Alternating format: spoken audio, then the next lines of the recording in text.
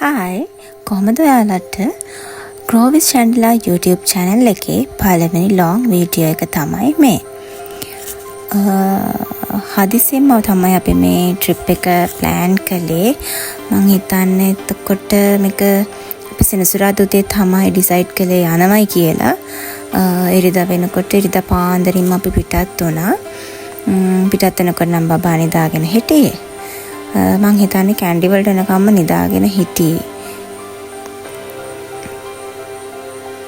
එන්නේ මේ අපි නුවර ආවා හොඳේ. බබා දොයියලා ඉන්න වෙලාවේ නුවර ආවනේ. ඔන්න දැන් නම් කැන්ඩි වෙලදී වගේ බබාව හැරුණා. මේ අපි හැරව ගත්තා. මොකද උදේට කන්න අපි නතර කළා. ඉතින් අපි බබාව ඉක්මනටම ලේස්ති කරගත්තා. මොකද උදේ නිදාගෙන ඉන්න විදිහටම තමයි බබාව එක්කන් ආවේ. ඉතින් ටක්කලයා හැරුණාට පස්සේ ආවත් ලේස්ති කරගෙන අපි කන්න ගියා. අපේ බබාව කොහේ හරි යන ලේස්ති කරගන්න නම් කිසිම අමාරුවක් නෑ. හරිම උනන්දුයි අපිටත් වඩා උනන්දුයි එයා ලේස්ති වෙන්න. ඒ අතින් නම් ඇත්තටම හරිම ෂෝක් එක. අපේ බබා දැන් ඉතින් අපි කන දේවල්ම තමයි කන්නේ. ආට ඒක නිසා විශේෂයෙන් කෑම හදන්න උවමනාවක් නෑ. ඉතින් ගමන් බිමන් වලදී නම් දැන් නම් ඇත්තටම ලොකු පහසුවක් ඒක. උදේටත් කාලා අපි පිටත් වුණා. අනිවාර්යෙන්ම කැන්ඩි එනකොට යන්න ඕන තැනක් තමයි මේක. නමුත් මම ගොඩක් පාරක් කැන්ඩි ගිහිල්ලා තියෙනවා. මගේ ශැන්ඩලාගේ ෆස්ට් ටයිම් තමයි මෙතනට යන. ඉතින් කැන්ඩි වල ගම්පල් ටවුන් එකේ ඉඳලා කිලෝමීටර 5.6ක් වගේ දුරකින් තමයි මේක පිහිටලා තියෙන්නේ. ඔයාලට පේනවා ඇතිනේ අපි මේ කොහෙටද දැන් ආවේ කියලා.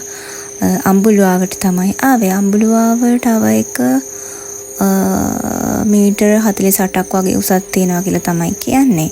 ඒ වගේම මේක ඉහළට යනකොට පටු වෙනවා. ඒ වගේම අංශක 360ක වටේම බලන්න පුළුවන් විදිහට තමයි මේක තියෙන්නේ. ඉතින් ගොඩක් වෙලාවට උදේ උදේ 8:00ට වගේ කිට්ටු කළන එක හොඳයි කියලා කිව්වා. මොකද හවස වෙනකොට සමහරක් වෙලාවට සෙනග ඉන්නවා. ඒ වගේම ආෆ්ටර්නූන් මිස්ට් එක නිසා වීව්ස් වලට බාධා වෙන්න පුළුවන් කිව්වා. කොහොමද අපි මේ යනකොට නම් ඇත්තටම 9:00 විතර වෙලා තිබ්බා. ඇත්තටම මේ වෙලාවේ නම් මාරම පැහැදිලි, හරිම ලස්සනයි. වටේම බලන්න පුළුවන්. මේ දුමන ලොකුවට තිබ්බේ නැහැ.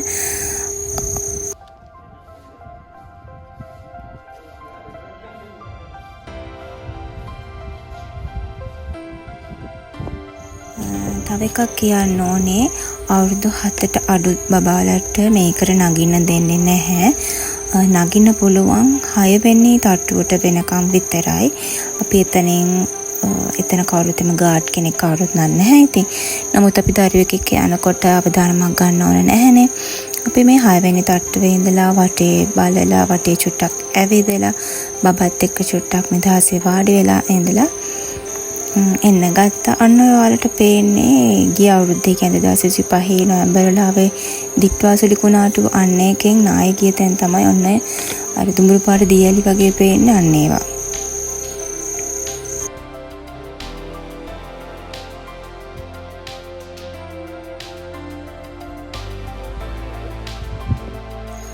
එතනින් පස්සේ අපි ගියේ ලංකාවේ තියෙන පැරණි සිංහල ලී කැටයම් වලට ලොකුම ප්‍රසිද්ධියක් ඔසලන තැනක් වෙන ඇම්බැක්කේ දේවාලයට.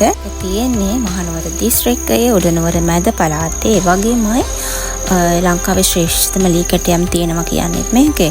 ගම්පල යුගයට අයිති ගම්පල යුගයේ ගෘහ නිර්මාණ සම්ප්‍රදායට අයිති වෙනවා. ඒ වගේම කැටයම් කණු 32ක් තියෙනවා.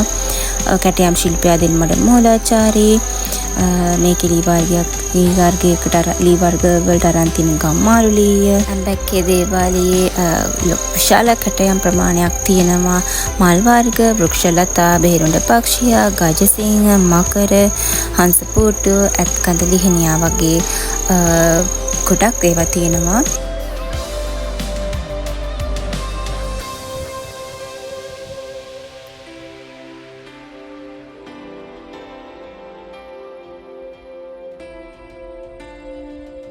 මෙතනින් පස්සේ අපි ගියේ එතනම ළඟ තියෙන විහාරයක් වෙන ගඩලාදින විහාරයට. එක පිරිමිතලාව හන්දියේ ඉඳලා දිවුලකල පාරේ කිලෝමීටර් 1ක් වගේ ඇතුළට එන්න තමයි ඒක තියෙන්නේ. වර්තමාන ලංකාවේ තියෙන අංග සම්පූර්ණ ගල් විහාරය කියලා තමයි හඳුන්වන්නේ.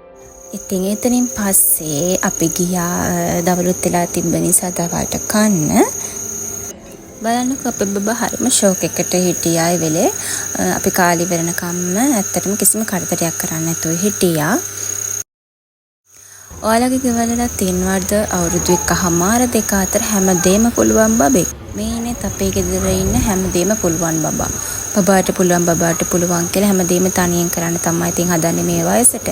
මේ තියෙන ඉතින් බබාට පුළුවන් කියලා තනියෙන් බඩිපෙළ බහිනවා. ඊට පස්සේ අපි ගියා කැන්ඩි view point එකට.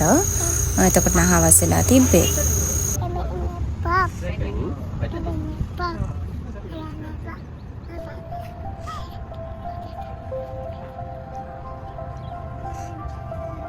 මෙතනින් පස්සේ අපි ගියේ රැට නවතින තැනක් බලාගෙන. අපි හිටියේ settle in tourist lodge කියන තැන. නුවර ලුයිස් පීරිස් මාවතේ තමයි මේක තියෙන්නේ. මේ තියෙන පොඩි room tour එකක්. ඇත්තටම හොඳයි. හැමදේම වගේ තියෙනවා. ඉන්න හිතෙන තැනක් කියන්න පුළුවන්. ඔයාලට පේන විදිහට ඉතින් කාමරයක තියෙන්න ඕන හැම පහසුකමක්ම වගේ තිබ්බා. මේක AC room එකක්. ඒ වගේම hot water facilities උත් තියෙනවා. ඇත්තටම අපි මේක මෙතනට යනවා කියලා decide කළේ එදා හවසමයි. එතන YouTube එකේත් බලලා search කරලා call කළා තමයි මෙතනට ගියේ. ඉතින් අපි තුන් දෙනාම wash එකක් දාලා මොන වැඩේ කරත් කොහේ ගමන ගිහිලා ආවත් ඉතින් wash එකක් දාලා අන්තිමට උන්නේ මොන හරි බොන එක තරම් සපක් නෑනේ නේද? ඉතින් ඒ වගේ තමයි අපි තේ එකක් එහෙම හදාගෙන මේ වෙලාවේ එක පිව්වා. මේ තියෙන ඊට පහුවෙනිදා බබා දෙන්න ගෙවල් වල නදින් දාන්නම ඇති. නිමවට දවස් වලට දවල් වෙනකන් නිදා ගන්නවා කියන එක ඇත්තටම හීනයක්. ඒක කරන්න බැරි වැඩක්. ඉතින් මේ ඉතින් ඒ වගේ දවසක් තමයි ටිකක් දවල් වෙනකන් නිදා ගන්නවා කියලා හිතුවට මේ අපේ ෂැන්ඩලා බබා උදේම හැරුණා. ඉතින් බොහොම අමාරුවෙන් පොඩි වෙලාවක් ඇඳේ තියාගත්තා. ඊට පස්සේ ඉතින් හරියන්නේ නැහැ ෂූටින් එංගොල්ලෝ ඉතින් එයාටත් ඉතින් කිරි එකක් හදලා දුන්නා. මොකද අපි කොහොමත් එදා පිටත් වෙනවා කියලා හිතන් හිටියේ 10:00 විතර උදේ. ඉතින් එතකන් බබාටත් කෑමක් නැති නිසා එයාටත් එකක් හදලා දුන්නා. ඒ අතරේ අපි තේ එකක් හදා ගන්නකන් තමයි ඔන්න පුටුටලා වාඩි වෙලා බලන් හිටියේ. මේ තියෙන්නේ උදේ එළියට ඇවිල්ලා බලනකොට අපි හිටපු තැන පේන විදිහ අපි එද්දිනම් ඊයේ රෑ වුණා. ඉතින් හරි ලස්සනයි නේද? හොඳයි තැන. ඊට පස්සේ අපි ගියා දලදා මාලිගාවට. මේ අපේ ෂැන්ඩලා බබාගේ නම් දෙවෙනි පාර යන.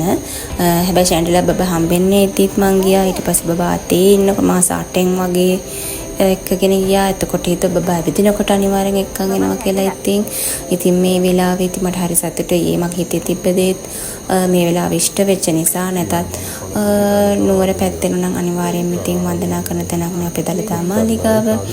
ඉතින් කොහොම හරි එතන චූටි වීඩියෝ එකක් ගන්න මට පුළුවන් වුණා අපේ ෂැන්ඩලා බබාගේ.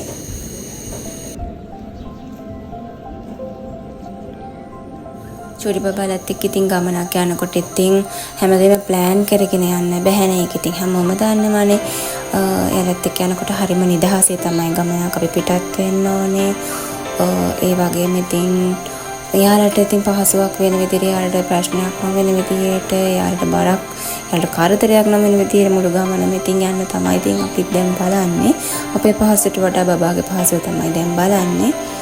ඉතින් එයාට යන තැන ඉතින් පොඩ්ඩක් නිදහසේ ඉන්න, වාඩි වෙලා ඉන්න, වටපිටාව බලන්න. ඕවට ඉතින් චුට්ටක් ඉතින් වෙලාවෙ අපි හැමතැනම දෙනවා. ධම්මං සරණං ගච්ඡාමි සංඝං සරණං ගච්ඡාමි ဒုတိယံ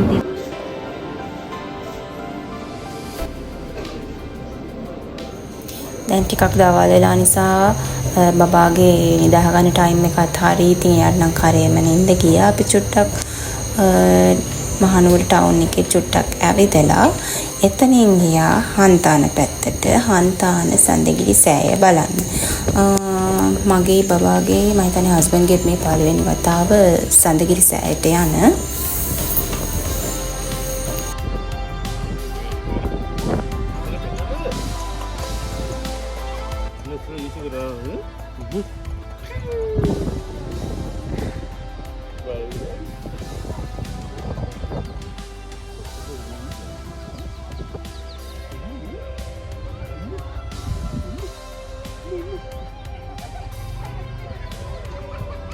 Patladı daha ne? Çok boğuk kala.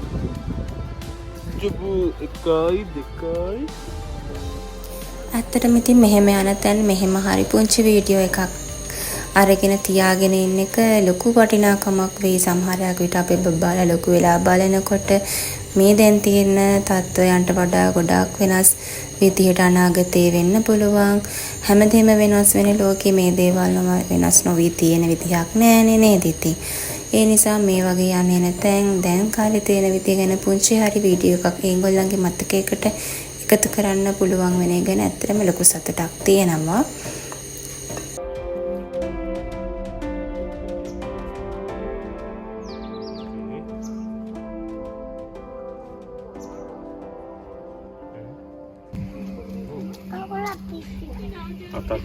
කකුලත් පිච්චෙනවා අතත් පිච්චෙනවා.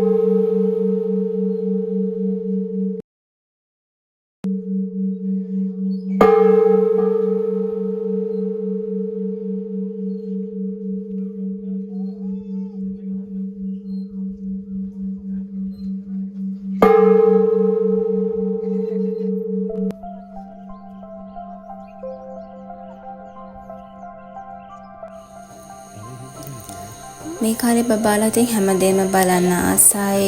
එයාලට හැමදේම ගැන උනන්දුවක් තියෙනවා, කුතුහලයක් තියෙනවා. මම හිතන්නේ එයාලට ඉතින් මේ දේවල් බලා ගන්න ඇස්වලට ඉඩ මදි ඇති. ඇස් මදි ඇති මේවා බලා ගන්න. නමුත් ඉතින් චූටි කාලේ ඉඳලා අපිට පුළුවන් විදිහට එයාව යන්න තමයි හිතාගෙන ඉන්නේ හැමතැනම. අපිට ගන්න බැරි වෙච්ච අත්දැකීම් එයාට දෙන්න පුළුවන් නම් මම හිතන්නේ දෙමව්පියෝ විදිහට හැමෝගෙම හිතල තියෙන දේ නේද. ඉතින් මේ දේවල් වලින් දරුවෝ සතුට වෙනවා නම් ඒක තමයි අපේ සතුටත්. ඉතින් මේ හැමදේ එක්කම මේ වීඩියෝ එක බලපුවා හැමෝටම බොහොම ස්තුතියි. ගිහින් එන්නම්.